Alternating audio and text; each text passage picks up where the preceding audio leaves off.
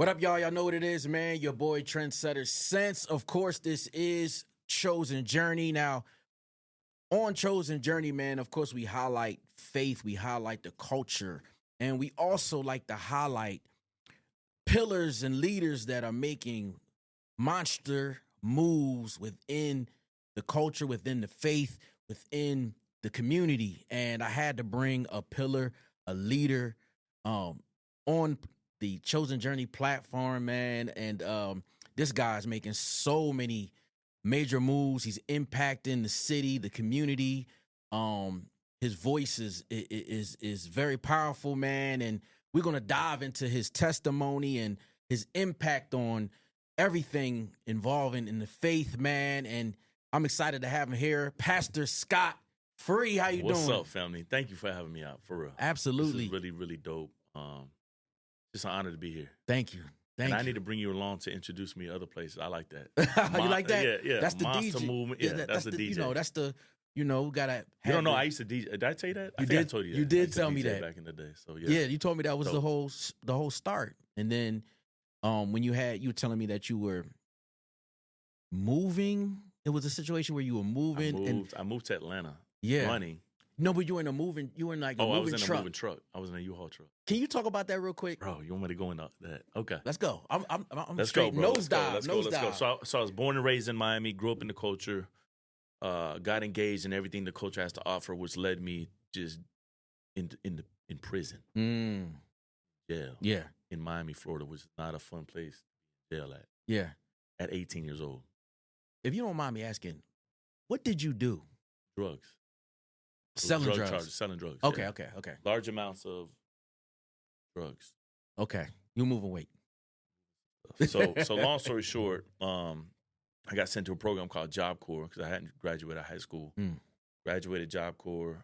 So I got sent from Miami to Asheville, North Carolina. Okay. For a program. Was there a year, ended up going back. My goal was to go to the Navy. Okay. I actually signed up to go, to the military and serve 4 years. And long story short, I ended up going back home because I had been gone for a couple years. And I jumped right back into, you know what I mean? I jumped in my Cadillac, went to the beach.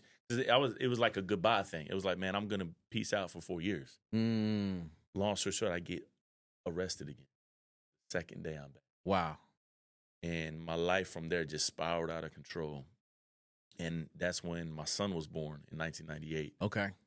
I had my oldest son born. And when I seen him for the first time, I remember holding my son in my hands. I'm like, I'm going to be dead or I'm going to be in prison. Wow. If I don't change my life. Wow.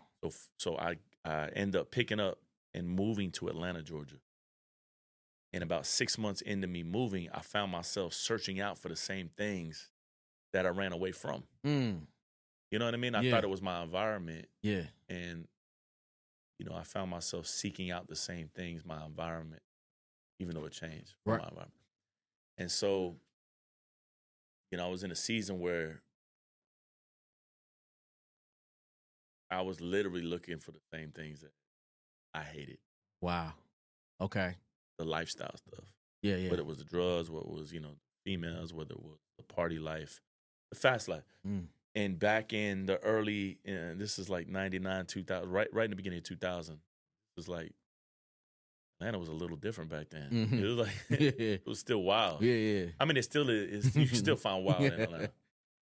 But I found myself moving about 6 months into that. This is the story you wanted to hear, right? I found myself moving, and I didn't really know anybody. So a friend of a friend helped me move. Dude shows up with tattoos, sleeves, tattoos on his neck. And, as a man, it's always awkward to have other men in your house, especially men you don't know. Right. Especially men you don't know touching your personal things, like your bed and your dresser, and you know what I mean? Yeah. But I needed the help. So he's lifting stuff. We load up the whole U-Haul of a one-bedroom apartment. He's like, bro, do you mind if I ride with you? I'm like, no, I need the help, And the U-Haul truck is literally like a bench seat. So he's like 2 feet from me. And he starts sharing kind of his testimony when he was in prison and he used to run way down the East Coast. And now I'm like, what? You know what I mean? Like, whatever. Yeah. Bro, I've done all that stuff, But I haven't said a word. And he's like sharing a story about how he started to go to church while he was in prison, one night after church, he gets on his face in the dirty cell, and he says, so this is like 15 minutes into the ride. I'm not even like looking at the dude. You know what I mean? I'm just like, we got to get to where we're going. I got to unload this trailer, this truck. Mm-hmm. I don't really care about what he's saying. So the whole time I'm like, man, this dude's exaggerating. This dude, you know what I mean? Like, and he's like, I used to go to church, and I got down on my face, and one time Jesus walks into the cell. So now I'm really like, man, this guy. You know what I mean? Like, Jesus walks into the cell. Yeah. And he's like, I knew it was Jesus because all I could see was light, and I couldn't lift my head off. Then he says, Jesus started to speak to me. He says, you're going to get out of prison on this date. You're going to get married. I'm calling you in. You know, and the best way for me to describe what had happened, it wasn't like I was an atheist. It wasn't like, you know what I mean? Like, I always kind of just believed in God and believed like, okay, Jesus, God, but I wasn't serving him. I didn't know him. Got you. I was just doing my own. Right. And I remember thinking in my mind, so I stopped at a red light in a U-Haul truck. I remember thinking in my mind, I wonder if Jesus would speak to me this way. You know what I mean? I wonder if Jesus would like clearly just speak. And in that moment, I had what I like to call this vision of like every time I seen myself, I could have lost my life. It was almost like a movie reel playing in my mind. Could have lost my life, but I knew in my heart that God saved it. In that moment, could have lost my life, God saved me. Could have lost my life, God saved me. Could have lost my life, God saved me. And I seen myself at the end of this vision in Miami, Florida, getting on this bus with a skateboard in my hand in the late 80s on a Friday night. They used to take us to this little church that had skate park, basketball courts, and it was like this outreach. And I'll never forget, it was called Friday Night Rap. And they used to play rap music back when, you know, in the 80s when it was halfway clean, right? They used to play rap music, and there was a DJ there live playing. And I heard God speak to me for the first time in this U-Haul truck. He said, God, I've been pursuing you 12. You just been running, doing your thing, but I saved you. I saved your life multiple times. Wow. Even when I didn't know him. Wow. And I woke up to a car behind me honking. This guy next to me still speaking to me, you know what I mean? Like ministering to me. And I got afraid in the moment because I realized I've been crying. You know what I mean? I've been weeping. There's tears on my, so I'm like, as a man, I'm like, what the heck is going on? My heart's beating. I'm driving this U-Haul truck, and this guy just it was like a 30-minute drive. The whole time he's just speaking and ministering. And I had this crazy encounter with the living Jesus. Wow. My life was never the same. Never the same. So from that point, is this when you committed yourself, and then this is the transition of becoming a pastor? Oh man, the pastor part is a whole nother story. So that was me knowing him. Okay. You know what I mean? I couldn't deny like Jesus was real. Jesus was pursuing me. And so for the first few years of my walk with him, he snatched me out of the culture. Okay. And what I mean by that is, bro, I had a massive movie collection. I had a massive CD collection. I had it all, Spec. And I had to go, and I hated who I was so much, and that represented my old life, that I threw it all away. I'm not saying everybody had to do that. I get what you're saying, though. I had to do that. Yeah. Because it represented, like, you know, hip hop to me was a lifestyle, culture. I mean, it wasn't just the music. It was all of it. It's everything, yeah. And so I dressed differently. Bro, I was dressed in business. After I encountered the Lord and met the Lord, like button-down shirts, slacks. Now, I was in sales at the time. So, you know what I mean? Like, kind of fit. Yeah. But for me, like, what the Lord was doing in those few years was changing this thing right here. You know what I mean? He, like, completely snatched me out. He was helping me change the way I think in order to put me back in. And so once this changed, you know what I mean? Once I understood, like, I had to change the way I was thinking, because the way I was thinking kept me bound, you know what I mean, to what I hated. He put me back into the culture. And then I could finally be myself for the first time in my life. Wow. I could finally be scot-free, right? I could finally be who God created me to be. I could rock the hat. I could rock, you know what I mean? Like, because now I knew who I was and I know who I belonged to. And I understood my assignment. I understood my calling. I understood, you know what I mean? My gifts. Yeah. I understood all of it. And not that I was, I had it all figured out. I did. To this day, I don't. But he does. That's why I follow him every day, right? But I started to understand who I was in the context of his kingdom. And I just believed him at his word. I believed his promises. You know what I mean? So I'm like, okay, the Lord says we could do this. Therefore, we're going to do it in Jesus' name. And I knew that what I encountered and how the Lord changed my life, all I wanted to do was let the world know. But let the world know in a loving way, but at the same time in a bold way. Yeah. You know what I mean? In a way that is speaking to them. And so that's how I got involved in Christian rap music. We were doing block parties. We were doing block parties in the projects and the hood. We were literally, early on, we got a trailer. And this is like 2002, 3, 4. This one, they had a lot of projects in Atlanta. We would just open the trailer up. We had a DJ. I was like, what we need is a fire DJ. Like a fire DJ. Right, you know right, what I mean? right, I don't want somebody to just push play. Right. Shout out to the real DJs out there doing your thing. We wanted a real DJ. We wanted like some dope MCs that could actually really rap and move crowds, right? MCs. And I was going to get up there and just share my story and preach the gospel. And so we were doing that. And, bro, we would have hundreds of people just show up at these events, like on the block, literally outside. Yeah. And so we're giving away stuff. We're blessing the community. We're doing stuff like that. But we were using rap as a tool, you know what I mean, to engage culture, engage community, engage neighborhoods, engage people. Right. And so people were responding to it. And this is 20 plus years, this is 20 plus years ago now, right? Yeah, it's 20 plus years ago.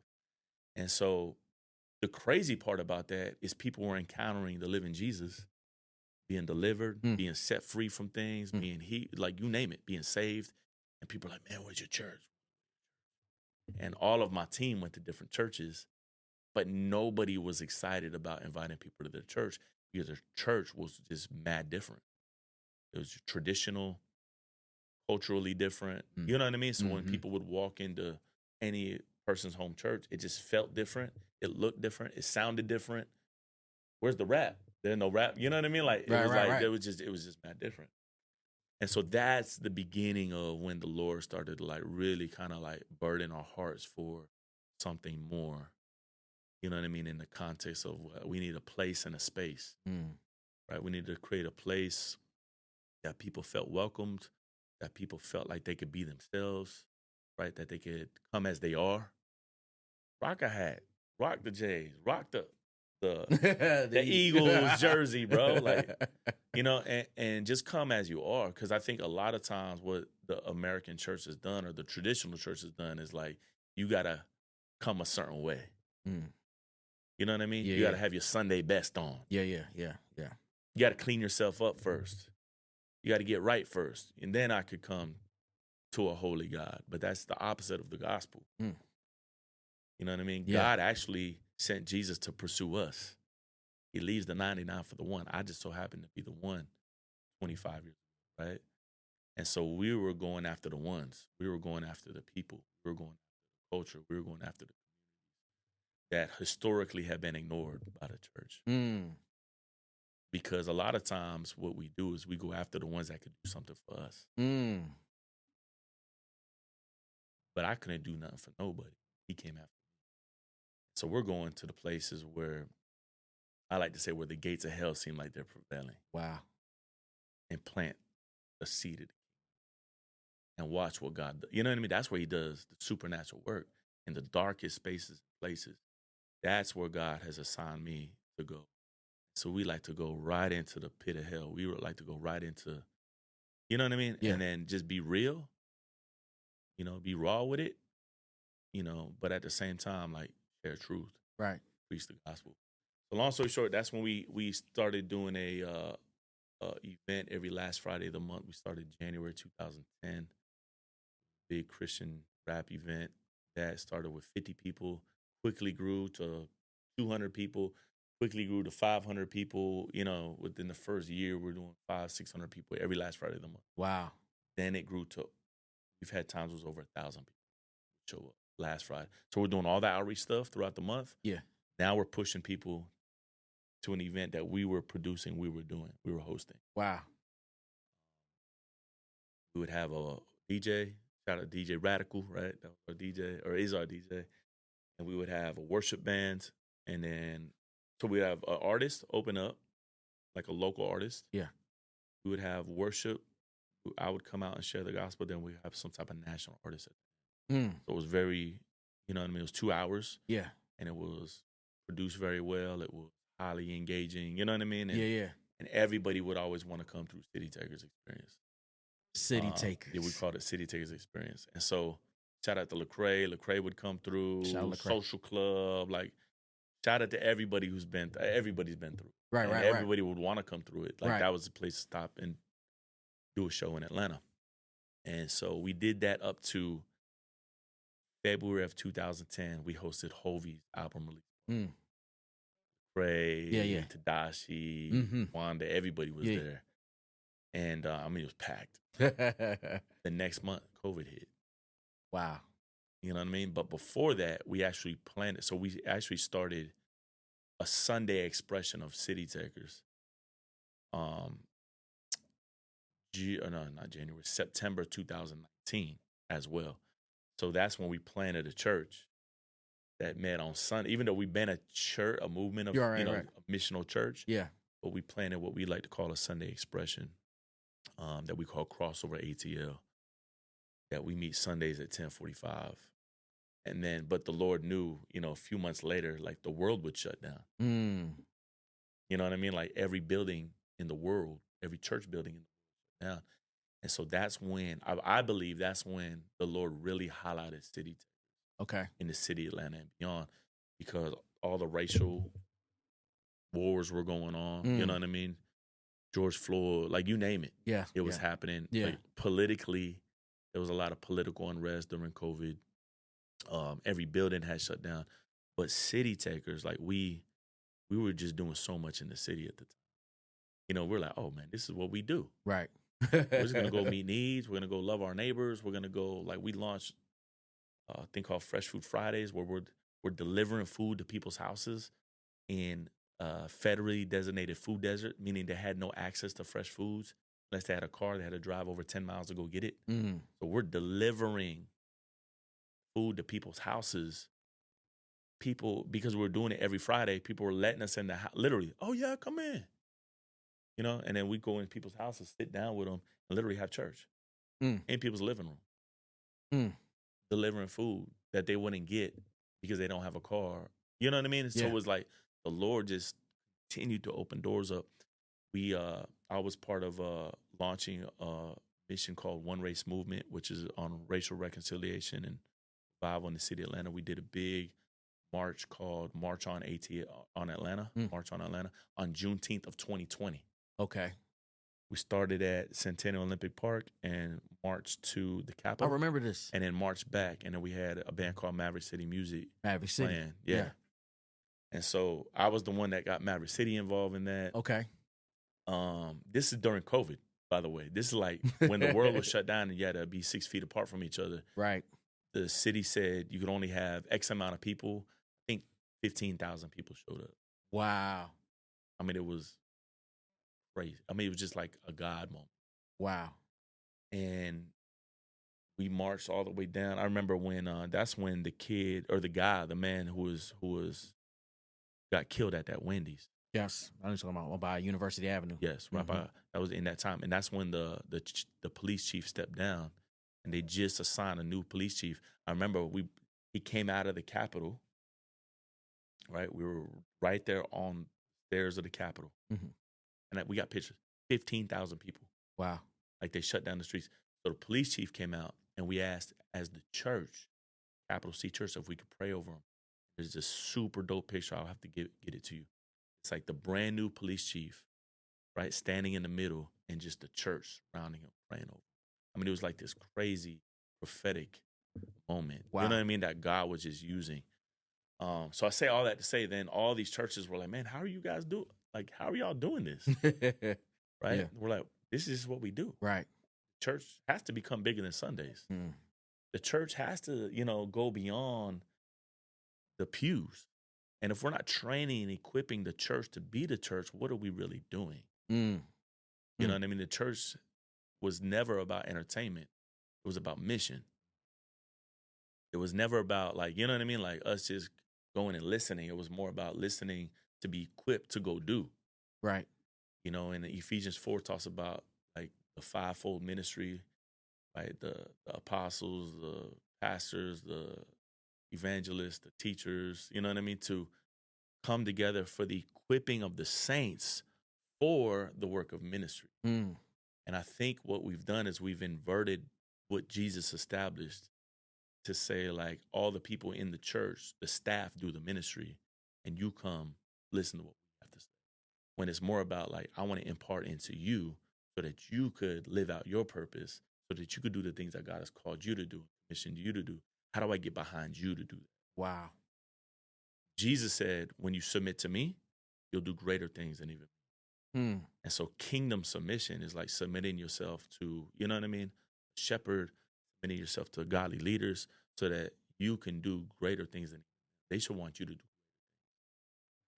That's a great point that you say that, because sometimes, and I guess it's like it's a human thing for the shepherds and the leaders to. Do you feel like sometimes they make it about them and not the people that they're pouring into? Unfortunately, a lot of people do. Yeah, it's like, you know what I mean? it's a human I nature. think it's part of. Yeah, I think it's part of the fallen nature, right? Of like pride, ego, platform, position, prestige, money. You know what I mean? All of these things cloud people's assignment. And I think sometimes we get caught up in what's on the wall here. Praise God for you know what I mean, celebrating moments and celebrating, you know what I mean, achievements. Like part of me is like, dang, I want a plaque like that with my name on it. You know what I mean? But it's not about that. To me, it's about the people that are attached to it. Okay. You know what I mean? I'm looking at a plaque right now that says 2 million sales. Yes. Praise God for that's really dope that artist got to sell 2 million. Okay. But 2 million people are attached to that number. Right. And for me, it's about the impact and the transformation on 2 million people that we can have. Not so much about the end result of it. Right. To me, the end result should be like, what did I impart into them? How are they living out their God-given talent, gift, and purpose on this earth? Because every single one of them is a child of God, made in the image of God. You know what I mean? So now I think a lot of times people chase that, the plaque or the position or the title or all of the stuff, instead of worrying about, like, you know what I mean? Like, what am I imparting into people? Right. And what do the lives of the people look like? Because a lot of times, man, don't get me started on, you know what I mean? Like, what's really happening behind the scenes. But I think, unfortunately, like, people get caught up. Yeah. I've seen money ruin people. I've seen platform ruin people. I've seen fame ruin people. I've seen all of it. How do you keep your balance as a shepherd? Having the right people around you. Okay. Real talk. I think it's all about having the right people. I think if you don't have the right people that have access to the real you. Okay. You know what I mean? Yeah. Like, not the fluffy stuff, Yeah, not this stuff. Like, this stuff is cool. This stuff is gonna attract people. Yeah. And it's gonna speak to people. Mm-hmm. But I have people in my life that know the real Scott and could ask the real questions. Okay. Be like, yo, bro, like, how are you? Okay. Like, what's really going on? Okay. Or they might say, like, yo, you don't seem like yourself, bro. And that I can confide in, that ain't gonna go around and put me on blast. Gotcha. That's gonna love me through. You know what I mean? That wants the best for me, my family. I got guys in my life that look out for me. Not for what I could do for them. Not for, you know what I mean? Good like point. To get on City Takers, not for, you know what I mean? Anything. outside of like, bro, I love you and I Mm. want to make sure you're okay. Mm. Because if you're not okay, none of this is okay. Wow. Scott Free is here. Pastor Scott Free, City Takers. Of course, this is Chosen Journey, TrendsetterSense. Let's talk about your mission work, the prisons that you go to, and the prisoners that you've spoken to, and then part of your staff have Yeah. come from the prisons. Can you just kind of dive into those experiences? Yeah. So again, we like to go where, we say the gates of hell are prevailing. I love going to prisons because, not because I had been there, but because there's just broken people looking for hope, looking for a way out, looking for an answer. And so I love going, bringing the hope. I love going, bringing peace. I love going, bringing the gospel. I'll give you one story, a couple things. One is one of my right-hand guys, call him Jay Cross. He's now a pastor in our church. He heard one of we do a City Takers podcast / radio show. We're putting Christian rap on. He heard that while he was in prison on one of the Crazy local radio stations. Then he got out of prison and came to our Friday City Takers experience, the last Friday event. And then he just got involved, just started coming around. You know what I mean? I invited him to come hang. Sure, like, I come hang? And I'm like, yeah, just come be, you know what I mean? Like, come serve, come be around. And I do watch people. I ain't gonna lie. You know what I mean? And I like check people in a way of like, are they here for what we could do for them? Or are they here to really just put their hands to the plow and serve? Got you. Are they here with the right heart? Got you. What is their intentions? Sometimes I let people serve for years. Just watching them. You know what I mean? Like real talk. Like, where you at? Like, what's going, But as God highlights people to me, I'll just kind of like bring them closer, bring them in, and just start walking with them. Like in a real way. He was one of them. Started walking with him. Bro, I walked with him for 8 years. He was in and out. He would do something back in prison. I'm like, dog, you got to get out of your environment. Wow. Get out of, you know what I mean? Long story short, 2 years ago, we moved him down into the city to be full-time with City Takers. He's now working as urban missionary in one of our partner complexes. So we get apartments in some of these lower income housing units. Okay. We partner with a friend of mine who's a developer. And so they give us apartments to house urban missionaries, to minister to the community, as well as different things, block parties, you name it, back to school events. So he is the community coordinator, at Dwell Park. Shout out to Dwell. Shout out to my boy Hessel. But that's a 10-year, you know what I mean, walking with.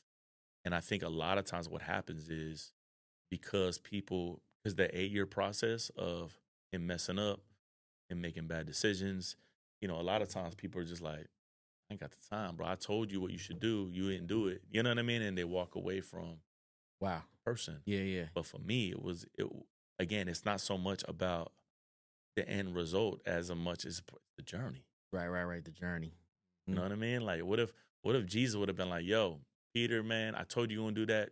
Bump it. I'm out. You know what I mean? He was like, nah, Peter, like, do you love me?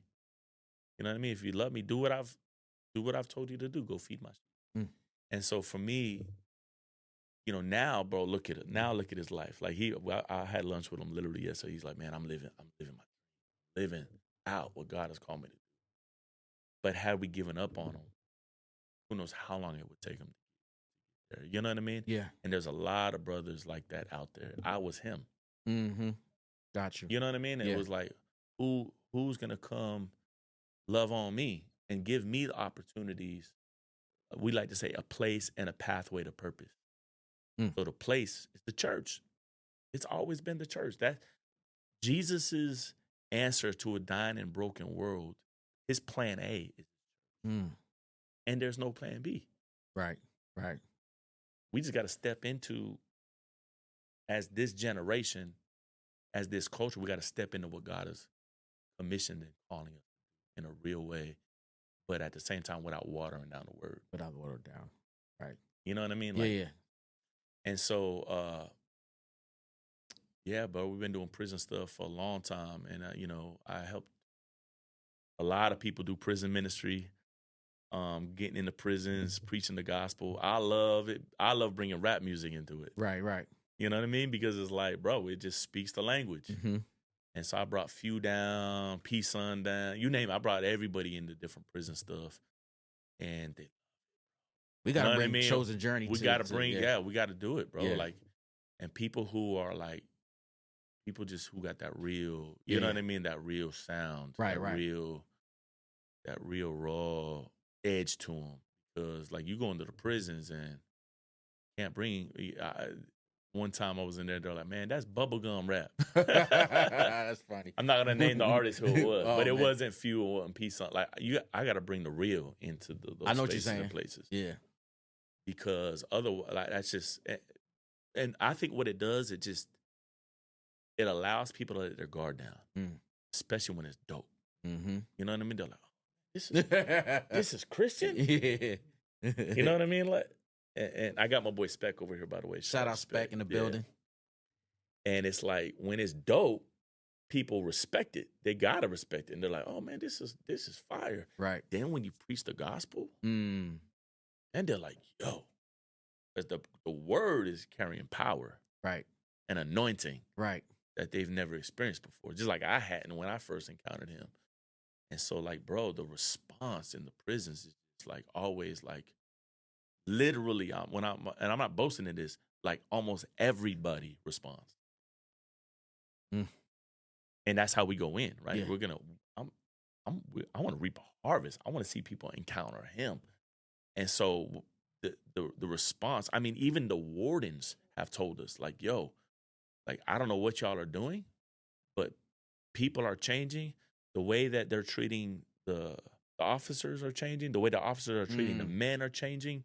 You know what I mean? So it's literally like revival breaks out in the prison, and what happens after is the real fruit. That makes sense? So Absolutely. It's what's happening after.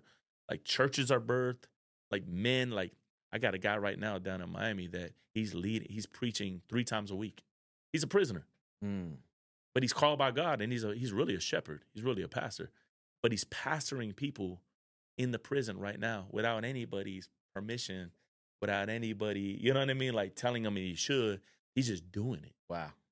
They're leading worship together, and they're having church more than we have church. Wow. But it was because we went in there, you know what I mean, and sparked something, did something, and affirmed them and blessed them. Because here's the deal. It's like everybody needs to be reached, right? Everybody needs to be equipped. Like you got a gift in you that God put in you when you were in your mother's womb. The Bible says that the gifts and the call of God are irrevocable. You can't give them back, right? They're in you. But a lot of times you don't understand it, you don't know it until somebody comes along and be like, "Hey man, right, this is who you are." Right? And this is what you know what I mean? And give you opportunities to use your gift.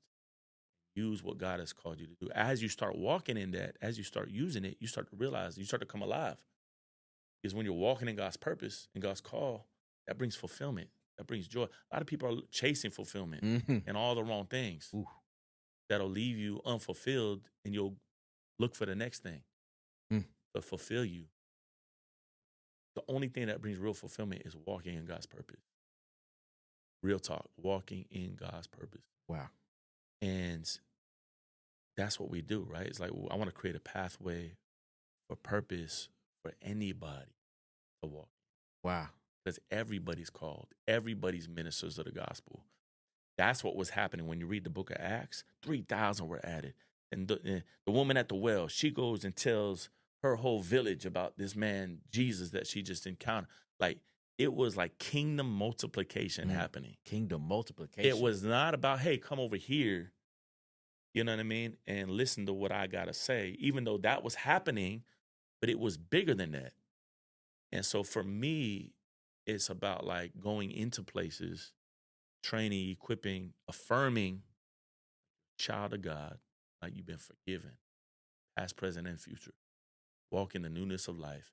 Do what God is telling you to do. You know, and so we're seeing like kingdom multiplication happen beyond platform, Mm.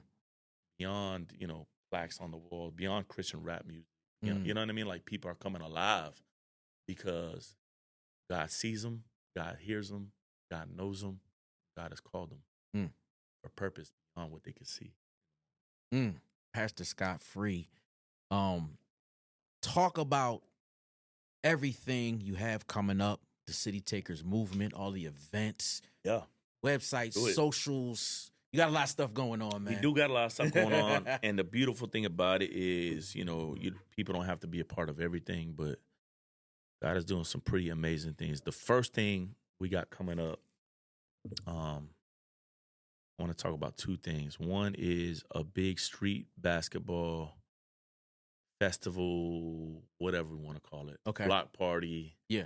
So we're renting out this court down on the west side of Atlanta it's called Melvin Drive Park. And this is on June 28th, so it's a couple Saturdays away. Okay. At 6 p.m., I got a friend of mine named Victor who runs an organization called Court Kings. Okay. They travel the world. They're massive in South America.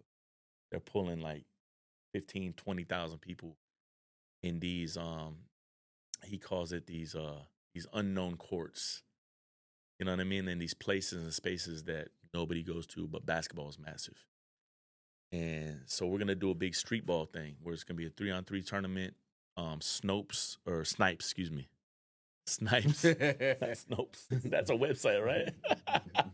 Snipes is an urban clothing store in a lot of malls. Okay. They're a sponsor.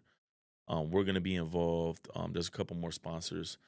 But 6 p.m., Melvin Drive Park, and it'll be on our socials, City Takers. City Takers. Right? That's one thing we got coming up. It's going to be dope. We're going to have a DJ playing music. Might have a couple artists. Mm-hmm. We'll see. And we're just going to get there, love on people, love on the community, put on a dope basketball tournament. Some of these guys are really fire with it. Just like, remember the and one stuff back in the day? Yeah. It's just going to be just like That's that. dope. Yeah, it's going to be dope. Yeah. The next thing we got coming up after that is doing a big concert down in Southwest Florida. We're playing at a mission base down in Southwest Florida. So we're going to have 7 and a couple other dudes. I can't remember off the top of my head who's going to be there. But that is going to be on July 28th. Okay. Down in Southwest Florida. Also, the same day, this happened by accident, right? We're doing our big back-to-school thing here at Cascade Skating Rink. Okay. All right. So we're shutting down the whole skating rink. Yeah. Right. Chosen Journey got to be a part. We got to be. Chosen Journey going to be a part of that. Right. Yeah. You can be a part of all of it. Let's do it. We're giving away thousands of backpacks full of school supplies to kids who would ordinarily go to school without everything they need. Okay. So we're going to be making sure that they got everything they need. We're going to be doing haircuts live. Right. Cascade is partnering with us. So okay. Kids will be able to skate, just have a good time. You know what I mean? But we're going to have artists there as well. I don't exactly know who yet. But I know I'm gonna help make it happen. We've been talking to Reach and we've talked to Lecrae and all these guys, so I'm sure they'll be involved as well. But that's that. The very next weekend, we're gonna have another big event in the city off Fulton Industrial. Kind of do almost the same thing, but in a different part of town.